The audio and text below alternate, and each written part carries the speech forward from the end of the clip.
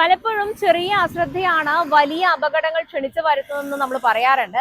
അതുപോലെ കോത്തായിമുക്കിനടുത്ത് കണ്ടോത്ത് ദേശീയപാതയിൽ നേരത്തെ ഇവിടെ ഒരു കലുങ്കുണ്ടായിരുന്നു. രാത്രികാലങ്ങളിൽ വാഹനങ്ങളോ മറ്റോ ഇടിച്ച് 1 വർഷത്തിലധികമായി ആ കലുങ്ക് തകർന്നു കിടക്കുകയാണ്.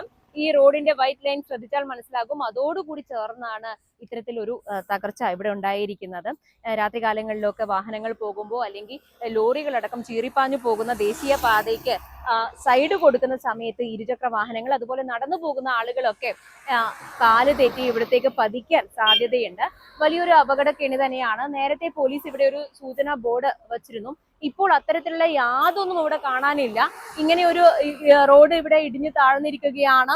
ഇത്രയും വലിയൊരു താഴ്ച ഇവിടെയുണ്ട് എന്നൊന്നും ദൂരെ നിന്ന് വരുന്നവർക്ക് കണ്ടാൽ മനസ്സിലാകുന്നതല്ല. ഞാൻ നേരത്തെ പറഞ്ഞതുപോലെ തന്നെ ഇരുചക്ര വാഹനങ്ങൾ മാത്രമല്ല, മറ്റു വാഹനങ്ങളാണെങ്കിൽ പോലും ഈ താഴ്ചയിലേക്ക് വീഴാനുള്ള ഒരു സാധ്യത ഇവിടെ വളരെ കൂടുതലാണ്. ഇത്തരത്തിലുള്ള ഒരു ചെറിയ രീതിയിലെങ്കിലുമുള്ള